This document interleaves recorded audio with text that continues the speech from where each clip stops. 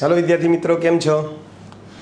આપણે ગઈ વખતે હાઇડ્રોજનની બનાવટ, એના રાસાયણિક ગુણધર્મો, ભૌતિક ગુણધર્મોની આપણે ચર્ચા કરી. આજે થોડાક આપણે હાઇડ્રોજનના ઉપયોગો અને સ્વાધ્યાયના 2-4 પ્રશ્નો આપણે જોવાના છે. ચલો, એમાં સ્વાધ્યાયનો 9.6 પ્રક્રિયા પૂર્ણ કરો. પ્રક્રિયા પૂર્ણ કરો એ પ્રશ્નની આપણે વાત કરવી છે. બરાબર છે? ચલો, તમને આ રીતે પ્રક્રિયાઓ આપેલી છે. H2G વત્તા M capital M small m O small o. બરાબર? ચાલો, પછી બીજી છે CO વત્તા 2H2.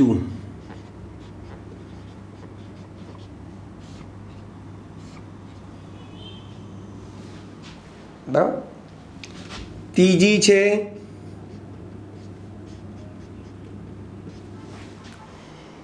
C3H8 વત્તા 3H2O. અને ચોથી છે Zn વત્તા 2NaOH. ચલો, શરૂઆત કરીએ આપણે. તમને બધાને ખબર છે, અહીંયાથી આપણે શરૂઆત કરીએ તો Zn બોલે NaOH, હાઇડ્રોજનની બનાવટમાં આ પ્રક્રિયા ઓલરેડી આપણે ભણી ચૂક્યા. યાદ હોય તો સોડિયમ ઝિંકેટ Na2ZnO2 વત્તા H2 બનેલું. અને આપણે શું કીધેલું ભાઈ? Sodium zincate. ઓકે, ચલો.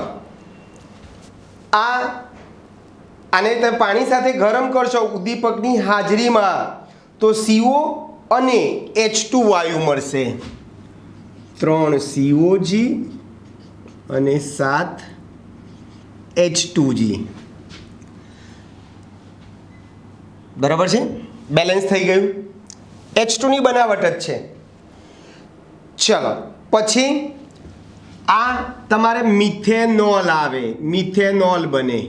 હમણાં આપણે બનાવટ લખીએ છીએ, CO ની H2 સાથે પ્રક્રિયા કરશો તો મિથેનોલ બને. અને એ જ પ્રમાણે સ્મોલ m વત્તા શું બનશે ભાઈ? H2O. H2O. આ નાનો જે છે એ આગળ મોલ સ્વરૂપે આવી જાય છે. આ મોલ છે, આ મોલ છે. એની પણ હમણાં આપણે પ્રક્રિયા લખીને સમજાવું છું. પછી તમારે આવો બી એક પ્રશ્ન ઓલરેડી ચર્ચા કરી ચૂક્યા, સ્વાધ્યાયનો 9.7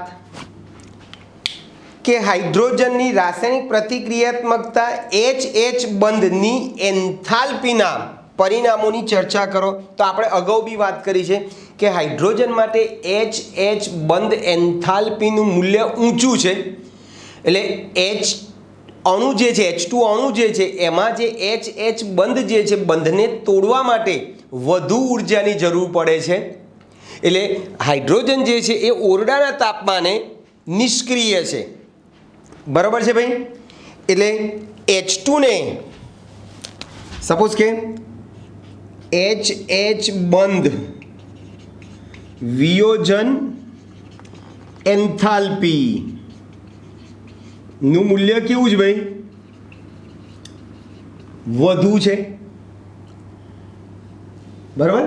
આથી આ રીતે સપોઝ કે H2 ને, આ H2 અણુ છે એને તમે 2000 કેલ્વિન તાપમાને ગરમ કરો ને ભાઈ, ત્યારે H2 અણુમાંથી હાઇડ્રોજનના શું બને ભાઈ? 2 પરમાણુ બને. આ 2 પરમાણુ બને. આ એક અણુ છે. બરાબર છે? એટલે 2000 કેલ્વિન તાપમાને જો તમે ગરમ કરશો તો H2નું વિયોજન માત્ર ને માત્ર 0.081% જ થાય છે. પણ જો તમે આને આપણે કીધેલું કેટલા ટકા 0.081% વિયોજન થાય છે, પણ તમે આને 5000 કેલ્વિન તાપમાને ગરમ કરશો તો એનું પણ વિયોજન થાય છે ખરું. કેટલા ટકા ભાઈ? 95.5% વિયોજન થાય છે. એટલે ટૂંકમાં HH બંધ વિયોજન એન્થાલ્પીનું મૂલ્ય વધુ હોવાથી તમે તાપમાન નીચું રાખો એટલે 2000 કેલ્વિન જેટલું તાપમાન રાખશો તો માત્ર ને માત્ર 0.081% જેટલું જ હાઇડ્રોજન પરમાણુમાં વિયોજન થાય છે. પણ જો તમે તાપમાન 5000 કેલ્વિન જેટલું રાખશો તો એનું વિયોજન 95.5% સુધી વિસ્તરી શકે છે. બરાબર છે. આમ HH બંધની વિયોજન એન્થાલ્પી વધુ હોવાને કારણે H2 જે છે એ ઓરડાના તાપમાને કેવો હોય છે ભાઈ? નિષ્ક્રિય હોય છે. આથી H2 એ ઓરડાના તાપમાને કેવો હોય છે ભાઈ? નિષ્ક્રિય છે. એટલે સામાન્ય તાપમાને કોઈ ધાતુ સાથે પ્રક્રિયા કરી શકે નહીં. એટલે એને ધાતુ સાથે પ્રક્રિયા કરવી હોય તો એ ઊંચું તાપમાન જોઈએ. બરાબર. આથી તે ઊંચા તાપમાને ધાતુ સાથે સંયોજાય છે. ઊંચા તાપમાને ધાતુ સાથે સંયોજાય છે. બરાબર છે ભાઈ. પછી આવો જ પ્રશ્ન તમારે સ્વાધ્યાયનો 13મો છે.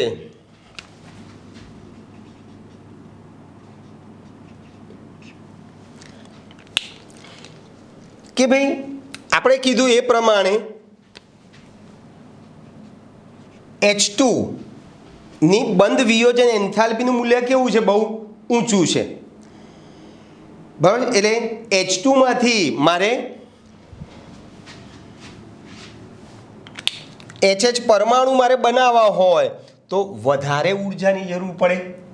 એટલે HH બંધ એન્થાલ્પી નું મૂલ્ય વધુ હોવાથી H2 અણુમાંથી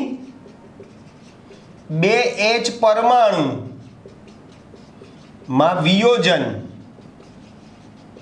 કરવા વધુ ઉર્જાની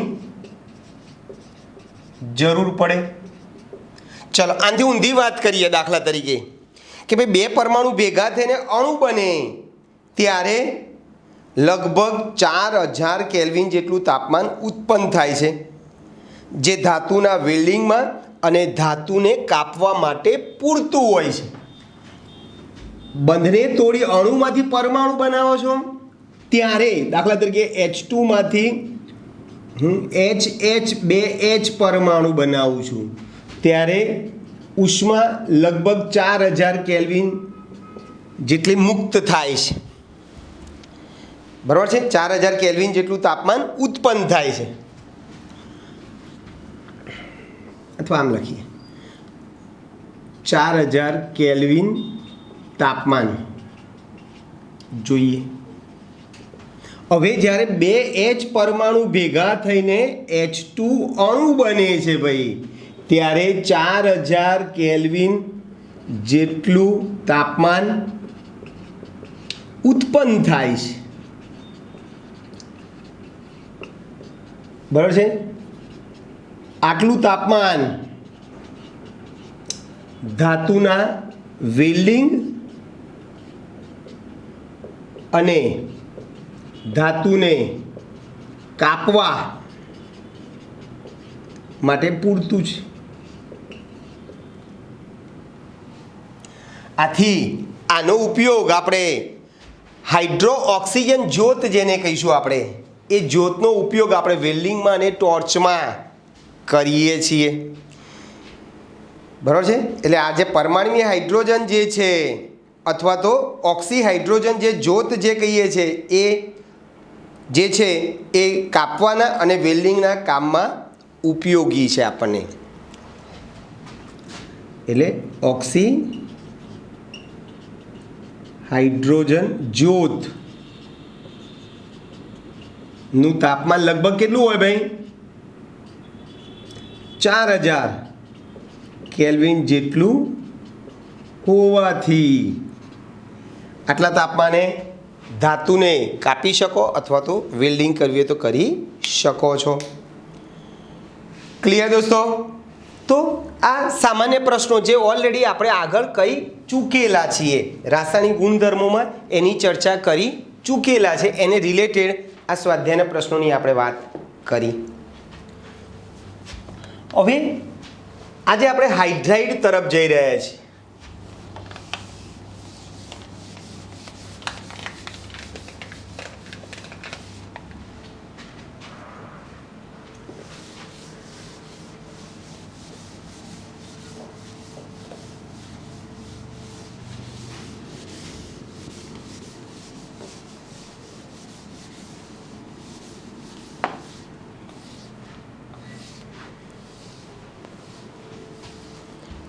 ચલો, હાઇડ્રાઇડ સંયોજનો.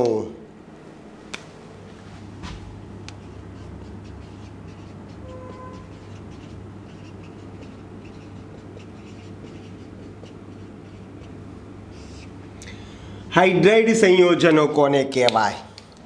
તો સાવ સિમ્પલ છે. હાઇડ્રોજન જે છે એ ઉમદા વાયુ સિવાય લગભગ બધા જ તત્વો સાથે સંયોજાઈને જે દ્વિઅંગી સંયોજન બનાવે છે એને આપણે હાઇડ્રાઇડ કહીશું. ઉમદા વાયુ સિવાય હાઇડ્રોજન લગભગ બધા જ તત્વો સાથે સંયોજાઈને જે દ્વિઅંગીનો અર્થ યાદ રાખજો, બે જ પ્રકારના તત્વો હોવા જોઈએ જે દ્વિઅંગી સંયોજન બનાવે છે એને આપણે શું કહીશું ભાઈ? હાઇડ્રાઇડ સંયોજનો. એટલે હાઇડ્રોજન એ ઉમદા વાયુ સિવાય બાકીના તત્વો સાથે સંયોજાઈને જે દ્વિઅંગી સંયોજન બનાવે છે તેને હાઇડ્રાઇડ સંયોજનો કહીશું. બરાબર છે ભાઈ?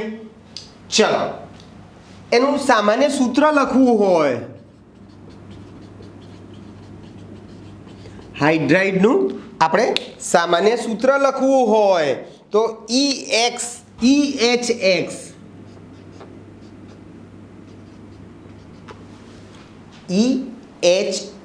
દાખલા તરીકે MgH2 અથવા EMHN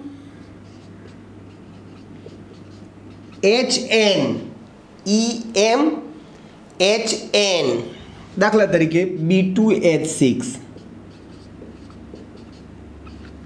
E એટલે એલિમેન્ટ છે, તત્વ છે. E એટલે એલિમેન્ટ છે ભાઈ, તત્વ છે. ચલો, કયા તત્વો આપણે કીધા? ઉમદા વાયુઓ સિવાય અને ઇન્ડિયમ અને થેલિયમ આ લોકો હાઇડ્રાઇડ બનાવતા નથી.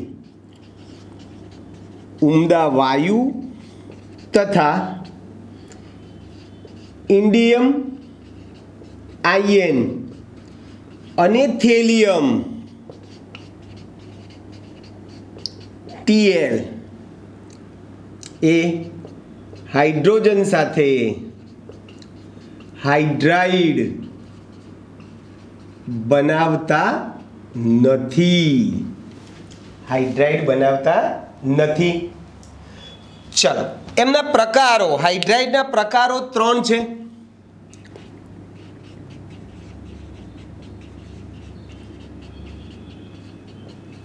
હાઇડ્રાઇડના પ્રકારો, એમાં પહેલો પ્રકાર છે આયનીય આયનીય અથવા ક્ષારીય અથવા લવણીય હાઇડ્રાઇડ, આ એક. પછી બીજો જે છે એ સહસંયોજક અથવા આણ્વીય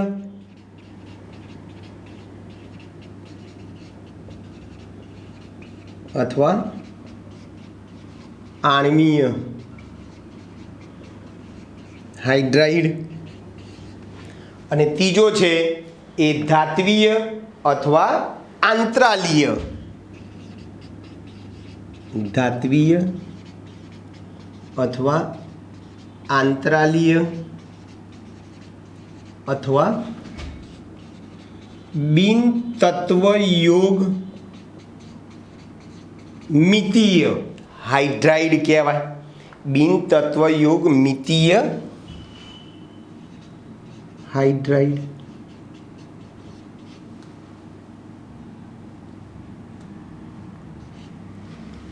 તો આ ત્રણ પ્રકાર છે.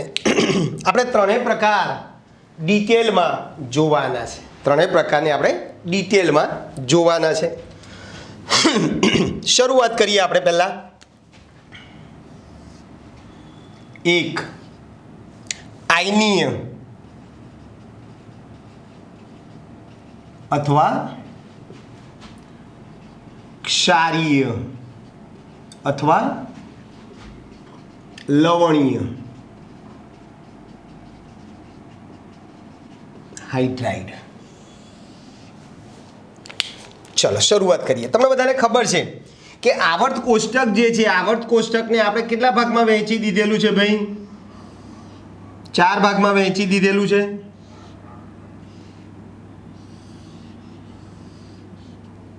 એસ, પી, ડી અને એફ. બસ તો અહીંયાથી શરૂઆત કરીએ આપણે, બરાબર છે. એટલે એસ વિભાગના ધાતુ તત્વો સાથે હાઇડ્રોજન આ પ્રકારના હાઇડ્રાઇડ બનાવશે. એટલે હાઇડ્રોજન એ એસ વિભાગના તત્વો, એસ વિભાગના તત્વો એટલે સમૂહ 1 અને 2, એસ વિભાગના તત્વો સાથે આ પ્રકારના હાઇડ્રાઇડ બનાવે છે. દાખલા તરીકે lithium hydride, sodium hydride, magnesium hydride, beryllium hydride. બરાબર છે. સમૂહ 1 અને સમૂહ 2 સાથે તમે આવા બધા હાઇડ્રાઇડ બનાવી શકો છો. બરાબર છે. પછી calcium hydride, sodium borohydride, lithium aluminium hydride વગેરે. તો આ બધા જે તત્વો જે છે, લિથિયમ હોય કે સોડિયમ હોય કે મેગ્નેશિયમ કે કેલ્શિયમ, આ બધા એસ વિભાગના તત્વો છે. હવે એમાં આ જે BeH2 અને MgH2 જે છે એ બહુશૃંખલામય રચના ધરાવે છે. આ જે બે જે છે આ બહુમય શૃંખલા રચના ધરાવે છે. જેમ કે એટલે એના પોલિમર હોય. આ રીતે MgH2 ના N અણુ હોય, BeH2 ના N અણુ હોય. બરાબર. બહુમય શૃંખલા સ્વરૂપે એટલે કે પોલિમર સ્વરૂપે ગોઠવાયેલા હોય છે બધા. હવે આ બધા જે છે ઘન સ્વરૂપમાં સ્ફટિકમય હોય, અબાષ્પશીલ હોય, અવાહક હોય. આ પ્રકારના હાઇડ્રાઇડ ઘન સ્વરૂપમાં સ્ફટિકમય, અબાષ્પશીલ અને અવાહક હોય છે.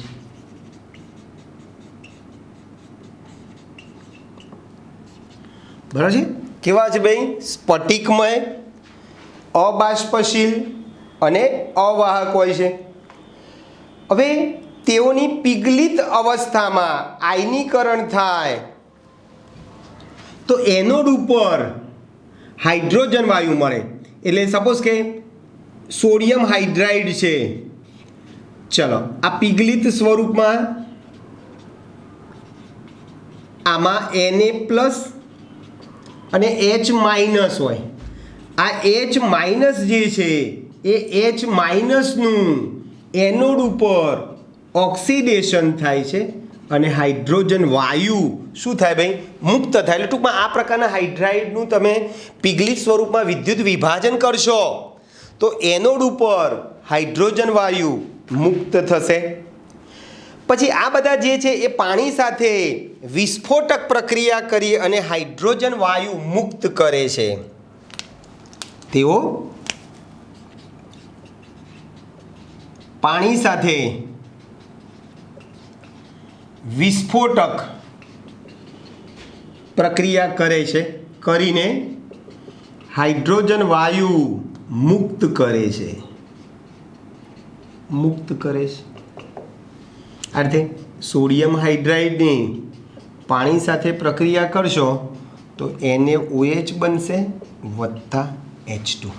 આ હકીકતમાં H2 પોતે દહનશીલ હોવાથી ખરેખર સળગે છે હાઇડ્રોજન પોતે. એટલે આ બધા આ પ્રકારના જે હાઇડ્રાઇડ જે છે એ પાણી સાથે વિસ્ફોટક પ્રક્રિયાઓ કરે છે. બરાબર છે. પછી આ જે લિથિયમ હાઇડ્રાઇડ જે છે એ સામાન્ય તાપમાને O2 અને Cl2 સાથે પ્રક્રિયા કરતો નથી. લિથિયમ હાઇડ્રાઇડ જે છે એ સામાન્ય તાપમાને O2 કે Cl2 સાથે પ્રક્રિયા કરતો નથી,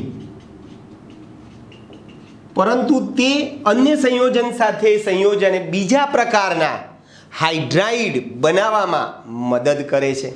બીજા પ્રકારના હાઇડ્રાઇડ બનાવવામાં એ શું કરે છે ભાઈ? મદદ કરે છે.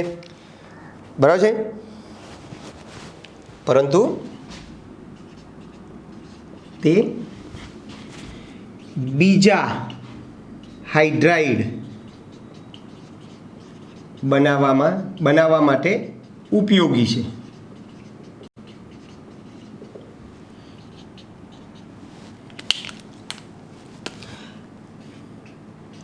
લિથિયમ એલ્યુમિનિયમ હાઇડ્રાઇડ બનાવવો હોય, બરાબર, સોડિયમ બોરોહાઇડ્રાઇડ બનાવવો હોય, લિથિયમ બોરોહાઇડ્રાઇડ બનાવવો હોય તો પણ તમે બનાવી શકો છો. દાખલા તરીકે આની Al2Cl6 સાથે પ્રક્રિયા કરવામાં આવે તો લિથિયમ એલ્યુમિનિયમ હાઇડ્રાઇડ બની જાય અને LiCl બને. બરાબર છે. બેલેન્સ કરવું હોય તો 8 2 6 8 2 6 આ લિથિયમ એલ્યુમિનિયમ હાઇડ્રાઇડ બન્યો. બરાબર છે ભાઈ. ચલો એ જ પ્રમાણે લિથિયમ હાઇડ્રાઇડની તમે B2H6 સાથે પ્રક્રિયા કરો તો લિથિયમ બોરોહાઇડ્રાઇડ બને.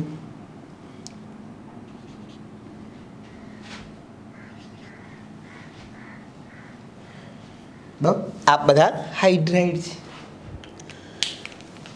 ક્લિયર દોસ્તો? ઓકે, તો આ આયનીય હાઇડ્રાઇડ થઈ ગયા. ચલો આના ઉપરથી એક સરસ પ્રશ્ન છે સ્વાધ્યાયનો 15મો કે ભાઈ ક્ષારીય હાઇડ્રાઇડ જે છે પાણી સાથે વિસ્ફોટ પ્રક્રિયા કરીને આગ ફેલાવે છે. તો ક્ષારીય હાઇડ્રાઇડ જે છે એ પાણી સાથે પ્રક્રિયા કરીને હાઇડ્રોજન ઉત્પન્ન કરે છે જેને કારણે આગ લાગે છે. પણ આ કિસ્સામાં અગ્નિશામક તરીકે જાણીતા CO2 નો ઉપયોગ કરી શકાય ખરો ભાઈ? તો કે ના.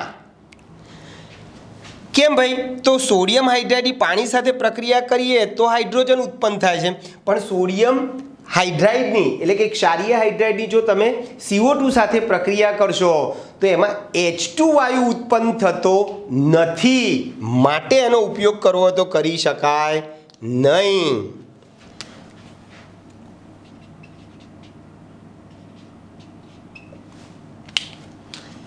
જવાબ આપણો આવશે ના. કેમ ભાઈ? તો કે ભાઈ સોડિયમ હાઇડ્રાઇડ એટલે કે આ ક્ષારીય હાઇડ્રાઇડ તમે લેશો, એની જો પાણી સાથે પ્રક્રિયા કરશો તો હાઇડ્રોજન વાયુ મુક્ત થાય છે, આથી આગ લાગે છે. પણ તમે સોડિયમ હાઇડ્રાઇડની CO2 સાથે જો પ્રક્રિયા કરશો તો HCOONA બનશે. HCOONA બને છે. અહીં H2 ઉત્પન્ન થતો નથી, H2 વાયુ ઉત્પન્ન થતો નથી, આથી આગ લાગે નહીં. એટલે આપણો જવાબ આવશે ના. ખ્યાલ આવ્યો? પ્રશ્ન શું છે? ક્ષારીય હાઇડ્રાઇડ જે છે એ પાણી સાથે હાઇડ્રોજન મુક્ત કરે છે એટલે ત્યાં આગ લાગે છે, પણ તમે ક્ષારીય હાઇડ્રાઇડની તમે CO2 સાથે પ્રક્રિયા કરો તો આગ લાગતી નથી, કારણ કે ત્યાં હાઇડ્રોજન વાયુ ઉત્પન્ન થતો નથી. ક્લિયર દોસ્તો? ચાલો પછી બીજો પ્રકાર છે આપણો સહસંયોજક અથવા આણ્વીય હાઇડ્રાઇડ. તો આ આયની હાઇડ્રાઇડની આપણે ડિટેલમાં વાત કરી દીધી, ત્રણેય વિશે વાત કરવાની છે આપણે આજે. ચલો બીજું આવશે સહસંયોજક અથવા આણ્વીય હાઇડ્રાઇડ.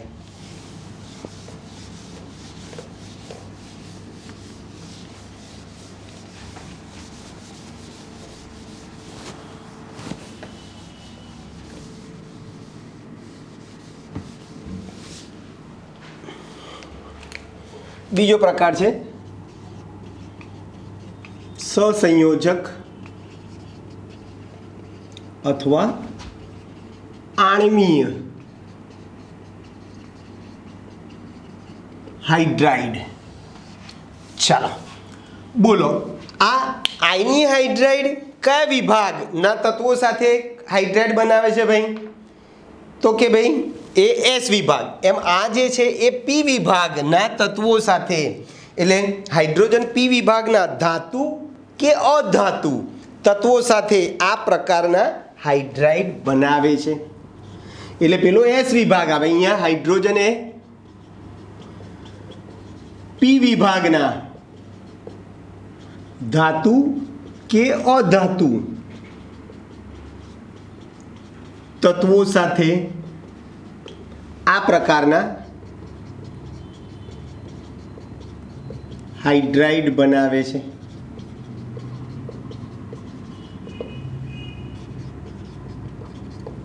ચાલો ઉદાહરણ, ઢગલો ઉદાહરણ છે, બરાબર છે. CH4 NH3 PH3 બરાબર, SbS3 H2O H2S બરાબર છે, H2SE વગેરે.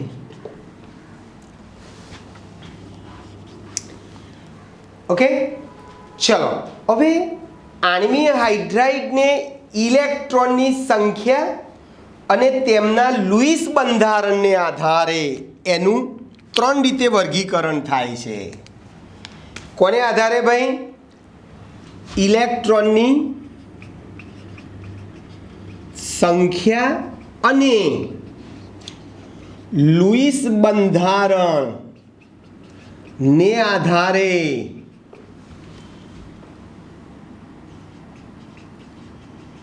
આણ્વીય હાઇડ્રાઇડનું વર્ગીકરણ 3 રીતે થશે. આમાં પાછું 3 રીતે હશે,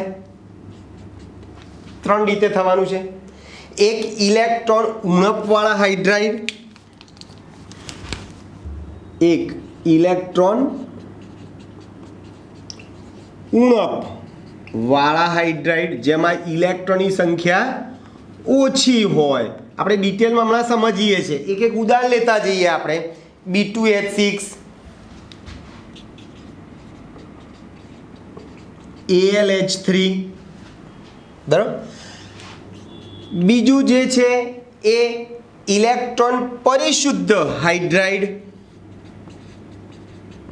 ઇલેક્ટ્રોન પરિશુદ્ધ હાઇડ્રાઇડ.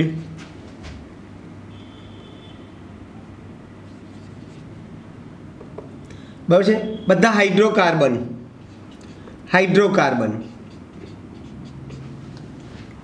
મિથેન છે, ઇથેન છે, SiH4 છે,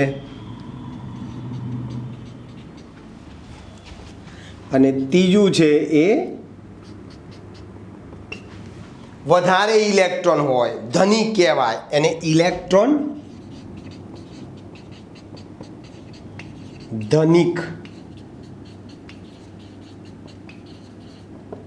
હાઇડ્રાઇડ, બરાબર છે. એમાં ઉદાહરણમાં NH3 બધા ઘણા છે, NH3 છે, H2O છે, HF છે, બરાબર છે. આ બધા ધનિક કહેવાય. H2S છે. તો આપણે સહસંયોજક અથવા આણ્વીય હાઇડ્રાઇડનું વર્ગીકરણ કોને આધારે કર્યું ભાઈ? ઇલેક્ટ્રોનની સંખ્યા અને લુઈસ બંધારણને આધારે આપણે કરીએ છીએ. હવે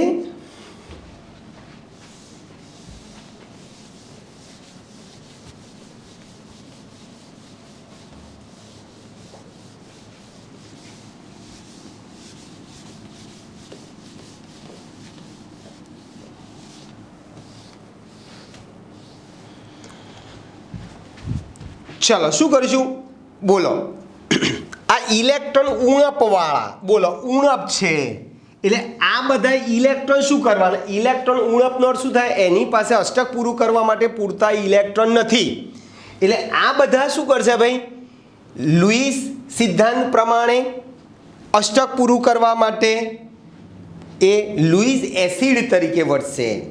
એટલે આ જે ઇલેક્ટ્રોન ઉણપવાળા જે હાઇડ્રાઇડ જે છે એ બધા લુઈસ એસિડ તરીકે વર્તે. તેઓ લુઈસ એસિડ તરીકે વર્તે છે.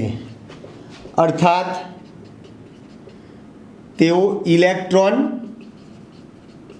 મેળવે છે ને, ઇલેક્ટ્રોન ગ્રાહી છે. યાદ રાખજો. ચલો, આ ઇલેક્ટ્રોન ધનિક જે છે, આ ધનિક જે છે એની પાસે વધારાના ઇલેક્ટ્રોન છે એટલે એ ઇલેક્ટ્રોન યુગ્મનું શું કરે? દાન કરશે, અને દાન કરતો હોવાથી એ લુઈસ બેઝ તરીકે વર્તે. અર્થાત તેઓ ઇલેક્ટ્રોન દાતા છે. આનાથી ઊંધું બોલો. આ ઇલેક્ટ્રોન ધનિકવાળા જે છે તેઓ શું કરશે ભાઈ? લુઈસ બેઝ તરીકે વર્તે. અર્થાત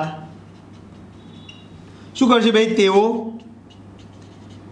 ઇલેક્ટ્રોન દાતા છે. ઇલેક્ટ્રોન શું કરશે ભાઈ? દાન કરશે. ઓકે. ચલો, સમૂહ 13 ના બધા તત્વો એ આ પ્રકારના છે. સમૂહ 13 ના તત્વો ઇલેક્ટ્રોન ઉણપ વાળા હાઇડ્રાઇડ બનાવે.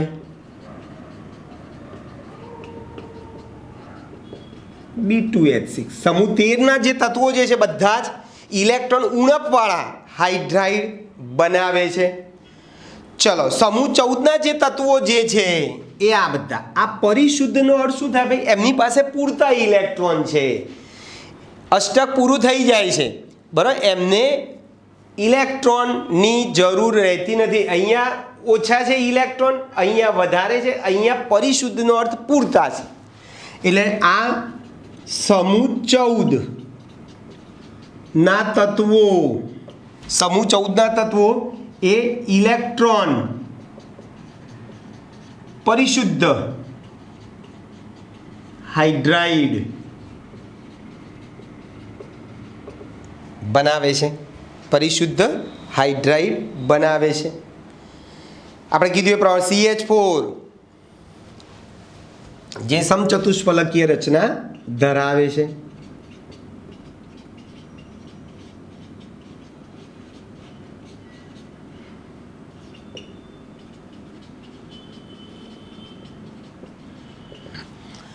સમચતુષ્ફલકીય રચના ધરાવે છે ભાઈ. પછી આ જે સમૂહ આ 13, પછી આ 14, પછી આ સમૂહ 15, 16 અને 17. સમૂહ 14 પછી કયો આવે? 15, 16 અને 17 ના તત્વો ઇલેક્ટ્રોન ધનિક હાઇડ્રાઇડ બનાવે છે.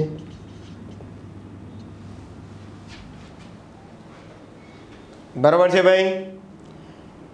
ચાલો, આ જે ઇલેક્ટ્રોન ધનિક જે હાઇડ્રાઇડ જે છે એ કેમ બનાવે ભાઈ? તો કે ભાઈ વધુ વિદ્યુત ઋણમય પરમાણુઓ NOF સાથે હાઇડ્રોજન બંધ રચે છે અને પરિણામે આવા ઇલેક્ટ્રોન ધનિક હાઇડ્રાઇડના ગલનબિંદુ ઉત્કલન બિંદુ એ જ સમૂહના અન્ય તત્વોના હાઇડ્રાઇડ કરતાં ઊંચા હોય છે. એટલે વધુ વિદ્યુત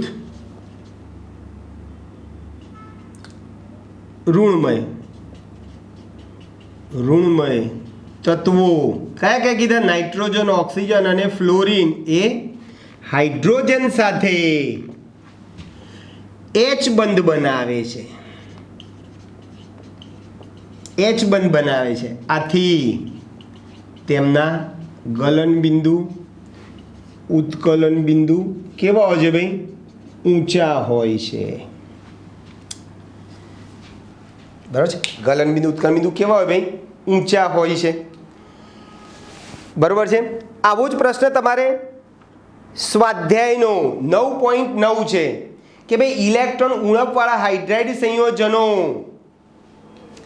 જે છે આ ઇલેક્ટ્રોન ઉણપવાળા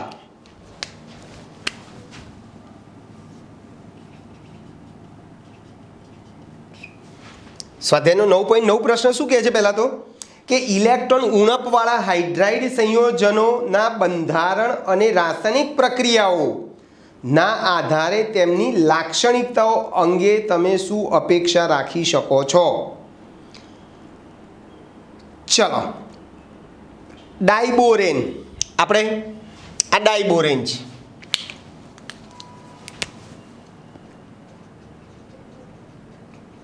ડાયબોરેન લો B2H6. બરાબર છે? B2H2 લો તમે,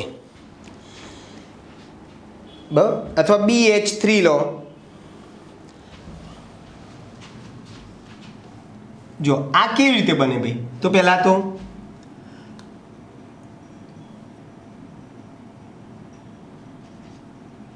આમાં અષ્ટક પૂરું થતું નથી. ડાયબોરેન જે છે એ ઇલેક્ટ્રોન ઉણપ વાળો હાઇડ્રાઇડ છે જેમાં અષ્ટક પૂર્ણ થતું નથી. ક્લિયર ભાઈ? અપૂરતી સંખ્યામાં ઇલેક્ટ્રોન છે એટલે અપૂરતા ઇલેક્ટ્રોન હોવાથી તે લુઈસ એસિડ તરીકે વર્તે છે.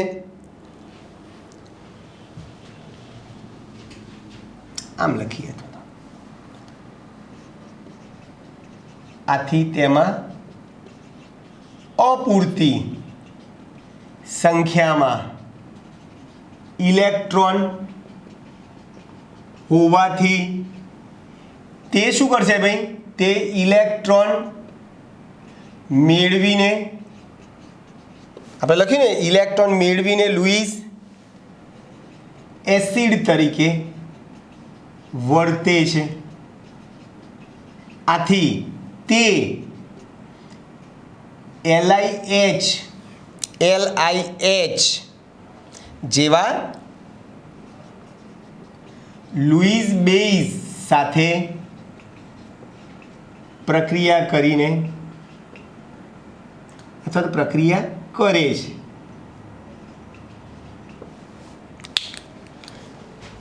આપણે આગળ બી યાદ હોય તો તમને મેં પ્રક્રિયા લખી યાદ છે.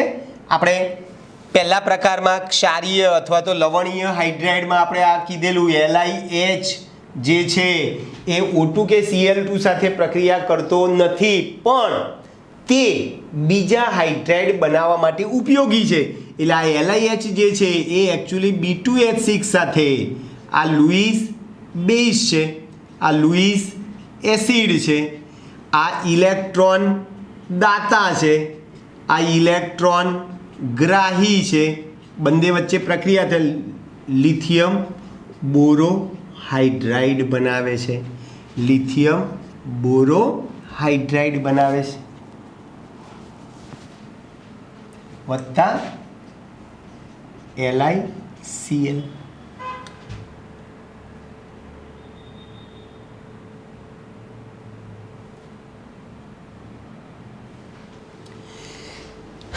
બરાબર છે. એટલે LiH ની B2H6 સાથે પ્રક્રિયા કરશો તો LiBH4 બનાવશે.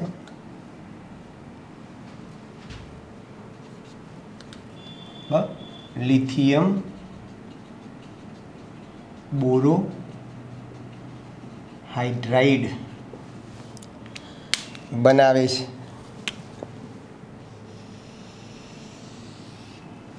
બરાબર છે ભાઈ. એટલે ડાયબોરેન અથવા તો ઇલેક્ટ્રોન ઉણપવાળા જે હાઇડ્રાઇડ જે છે એ પોતે લુઈસ એસિડ તરીકે વર્તે છે, ઇલેક્ટ્રોન ગ્રાહી છે, એ લુઈસ બેઝ સાથે પ્રક્રિયા કરીને બીજા હાઇડ્રાઇડ બનાવી શકે છે. બરાબર છે ભાઈ. પછી આવો કોયડો છે 9.2.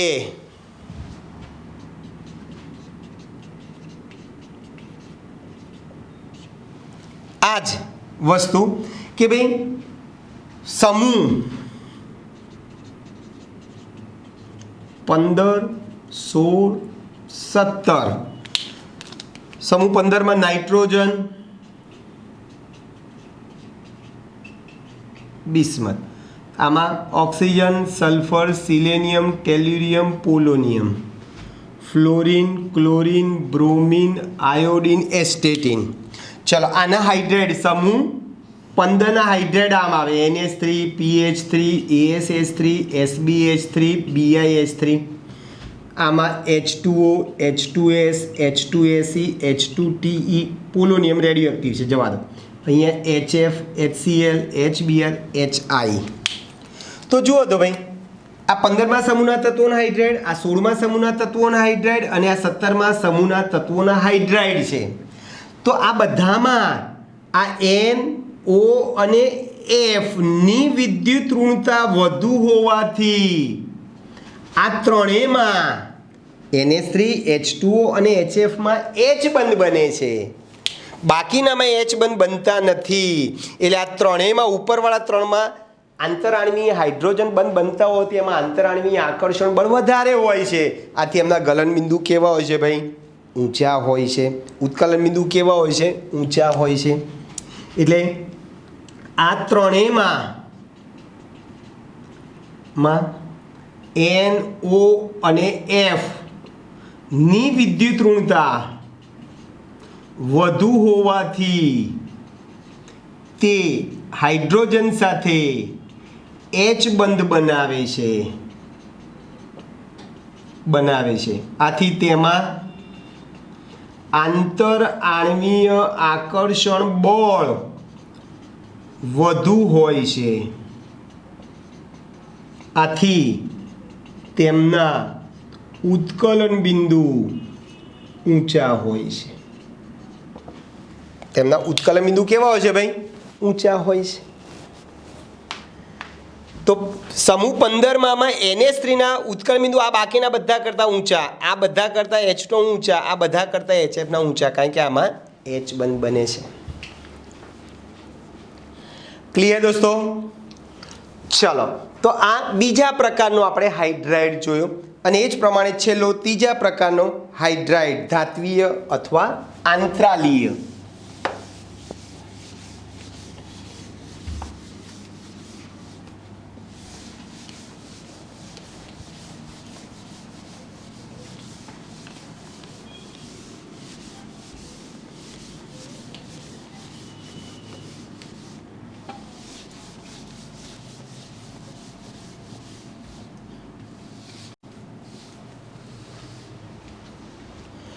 चलो तीजो प्रकार धात्वीय अथवा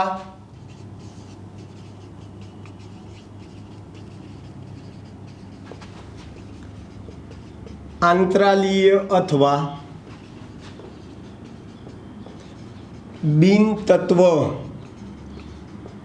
योगमितीय हाइड्राइड।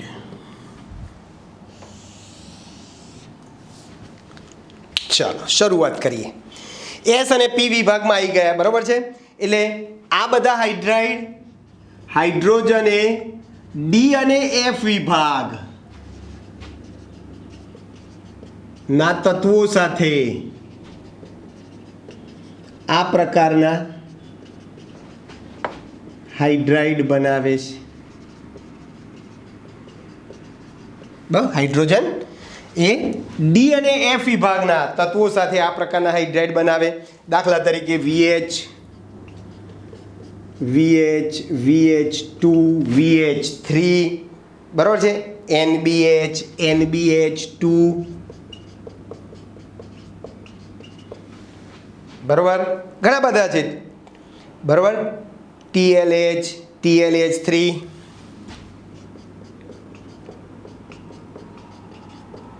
LH2, LH3।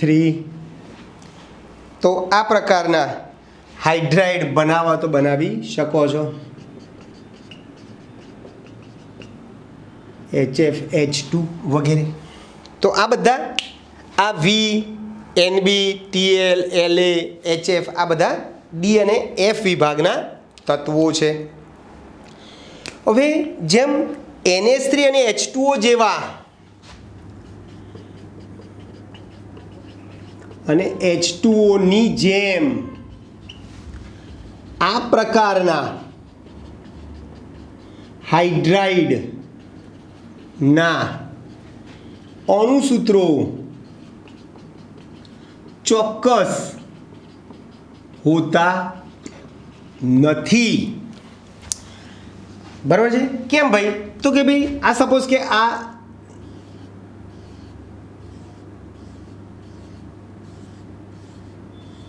આ સપોઝ કે મેં વેનેડિયમ લખ્યું, વી લખ્યું, હવે આ અંતરાલય છે। આ જ્યારે વેનેડિયમના બધા પરમાણુઓ ગોઠવાતા હોય છે આ રીતે, ત્યારે એમની વચ્ચે જુઓ આ અંતરાલય પડે છે, આને અંતરાલય કહેવાય। અંતરાલય, ખાલી જગ્યા। તો એ અંતરાલયમાં હાઇડ્રોજન પરમાણુઓ ગોઠવાય છે, અંતરાલયમાં હાઇડ્રોજન પરમાણુ ગોઠવાય છે અને આવા આંતરાલીય હાઇડ્રાઇડ સંયોજનો બનાવે છે। પણ આ જે નાના પરમાણુ જે છે આ અધાતુ છે, વેનેડિયમ ધાતુ છે, એટલે આ નાના પરમાણુ જે છે પેલા મોટા પરમાણુ સાથે સાચો રાસાયણિક બંધ બનાવી શકતા ન હોવાથી એમના અણુસૂત્રો આપણને ચોક્કસ મળતા નથી। એટલે આવા હાઇડ્રાઇડને આપણે બિન તત્વ યોગમિતીય હાઇડ્રાઇડ કહીએ છીએ। શું કીધું ભાઈ? હાઇડ્રોજન એ ધાતુ સાથે સાચો રાસાયણિક બંધ બનાવી શકતો ન હોવાથી તેમાં ઘટક તત્વોનું પ્રમાણ નિશ્ચિત હોતું નથી। આથી આવા હાઇડ્રાઇડને બિન તત્વ યોગમિતીય હાઇડ્રાઇડ કહીએ છીએ આપણે। બિન તત્વ યોગમિતીય હાઇડ્રાઇડ કહીશું। સમૂહ 7, 8 અને 9 ની ધાતુઓ હાઇડ્રાઇડ બનાવી શકતી નથી। સમૂહ 7, 8, 9 ની ધાતુઓ આ પ્રકારના હાઇડ્રાઇડ બનાવતી નથી, બરાબર છે ભાઈ? ખાલી સમૂહ 6 માં Cr જ, સમૂહ 6 માં માત્ર Cr એ આ પ્રકારનો હાઇડ્રાઇડ બનાવે છે. દાખલા તરીકે CrH. હવે આ જે CrH જે છે એ આ હાઇડ્રાઇડની વાહકતા છે, ઉષ્મીય અથવા તો વિદ્યુતીય વાહકતા જે છે એ આ મૂળ તત્વ જે Cr જે છે એના જેટલી હોતી નથી. એટલે CrHની ઉષ્મીય અને વિદ્યુતીય વાહકતા, CrHની ઉષ્મીય અને વિદ્યુતીય વાહકતા ધાતુ, કઈ ધાતુ? Cr જેટલી હોતી નથી. ટૂંકમાં હાઇડ્રાઇડની વાહકતા ઘટી જાય છે, CrHની વાહકતા Cr કરતાં ઘટી જાય છે. બરાબર છે ભાઈ? હવે આ જે આમાં નિકલ છે, પીડી છે, Ce છે, પછી Ac જેવી ધાતુઓના હાઇડ્રાઇડ મૂળ ધાતુ કરતાં બંધારણ અલગ ધરાવે છે. કયા કયા કીધા ભાઈ? નિકલ, પીડી, Ce અને Ac ના હાઇડ્રાઇડ ના જે બંધારણ જે છે, જેવી ધાતુના હાઇડ્રાઇડના બંધારણ મૂળ ધાતુ કરતાં કેવા હોય ભાઈ? અલગ હોય છે. બંધારણ એ મૂળ ધાતુ કરતાં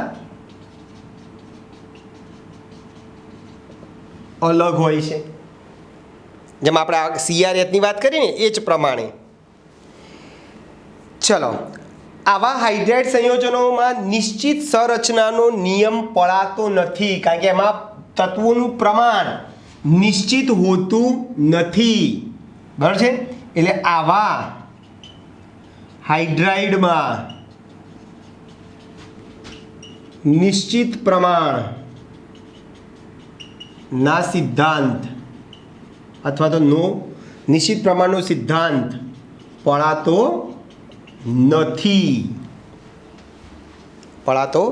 નથી. પછી આમાં કેટલીક ધાતુઓ જે છે પીટી અને પીડી એ ઘણા મોટા જથ્થામાં હાઇડ્રોજનનો શું કરે છે ભાઈ? સંગ્રહ કરે છે. બરાબર છે? આ રીતે જ્યારે પીટી કે પીડી ધાતુ આ રીતે ગોઠવાતી હોય ત્યારે વચ્ચે જે અંતરાલય હોય છે, અંતરાલયમાં હાઇડ્રોજન પરમાણુ મોટા જથ્થામાં ગોઠવાયેલો હોય છે. બરાબર છે? એટલે એનો ઉપયોગ આપણે તેઓના સંગ્રહના માધ્યમ તરીકે કરવો હોય તો કરી શકીએ છીએ. બરાબર છે? પીટી અને પીડી જેવી ધાતુઓમાં મોટા પ્રમાણમાં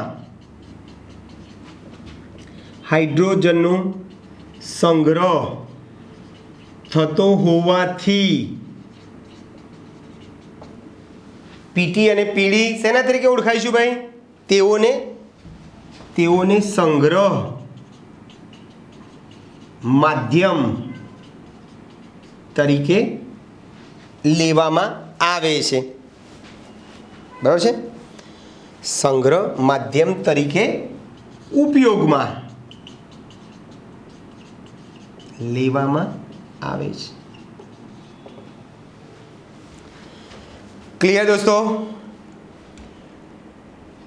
જે ઉર્જા સ્ત્રોત તરીકે ઉપયોગી થઈ શકે. આ જે હાઇડ્રોજન જે છે, આ પ્રકારના હાઇડ્રાઇડ જે છે એનો ઉપયોગ આપણે ઉર્જા સ્ત્રોત તરીકે કરવો હોય તો કરી શકીએ છીએ. અને છેલ્લો કોયડો 9.3. કોયડો 9.3 શું કહે છે? ફોસ્ફરસની બાહ્યતમ કક્ષાની ઇલેક્ટ્રોન રચના. ફોસ્ફરસ 15 એની બાહ્યતમ કક્ષાની ઇલેક્ટ્રોનના 3s2 3p3 છે. એટલે છેલ્લી કક્ષામાં 5 ઇલેક્ટ્રોન છે તો એ PH5 બનાવી શકે? પ્રશ્નાર્થ. બનાવી શકે? તો આપણો જવાબ છે ના. બરાબર છે, આપણો જવાબ છે ના. કેમ ભાઈ? તો કે ભાઈ ફોસ્ફરસ +3 અને +5 ઓક્સિડેશન અવસ્થા ધરાવે છે, પણ એ PH5 બનાવી શકતો નથી, કારણ કે H2ની જે મૂલ્યો જે છે, કારણ કે H2ની ડેલ્ટા AAH અને પરમાણ્વીયકરણ એન્થાલ્પી, અથવા આપણે કીધું તે બંધ વિયોજન એન્થાલ્પી પણ કહી શકો, તથા એની EGH ઇલેક્ટ્રોન પ્રાપ્તિ એન્થાલ્પી, ઇલેક્ટ્રોન પ્રાપ્તિ એન્થાલ્પી નું મૂલ્ય ઊંચું છે. બરાબર છે. એટલે હાઇડ્રોજનની પરમાણ્વીય એન્થાલ્પી અને ઇલેક્ટ્રોન પ્રાપ્તિ એન્થાલ્પીનું મૂલ્ય ઊંચું હોવાથી ફોસ્ફરસની ઊંચી ઓક્સિડેશન ધરાવતું સંયોજન અસ્થાયી બને છે. બરાબર છે. એટલે PH5 બની શકતો નથી. બનાવી શકે નહીં. ખ્યાલ આવ્યો ભાઈ? કારણ કે આ મૂલ્યો કેવા છે ભાઈ? ઊંચા છે. આ PH5માં આ પીનો ઓક્સિડેશન આ +5 થાય છે, આથી ઊંચી ઓક્સિડેશન અવસ્થા ધરાવતા સંયોજન એટલે કે PH5 શક્ય નથી, અથવા તેને બનાવી શકાતું નથી. બરાબર છે. અથવા તે બનાવવા માટે કેવું છે ભાઈ? અસમર્થ છીએ. આથી ઊંચી ઓક્સિડેશન અવસ્થા ધરાવતું સંયોજન બનાવી શકાય નહીં. ક્લિયર દોસ્તો? તો આજે આપણે માત્ર ને માત્ર હાઇડ્રોજનના જે હાઇડ્રાઇડ સંયોજન જે છે એની વાત કરી કે ભાઈ હાઇડ્રાઇડ કેવી રીતે બને, હાઇડ્રાઇડના પ્રકાર કયા, અને એ પ્રકારના ડિટેલમાં આપણે ચર્ચા કરી, અને એને આધારે સ્વાધ્યાયના જુદા જુદા પ્રશ્નો પણ આપણે જોઈ ગયા. ઓકે દોસ્તો? તો અહીં સુધી આપણે રાખીએ છીએ, બાકીનું નેક્સ્ટ ટાઈમ. ઓકે, મળીએ. બાય.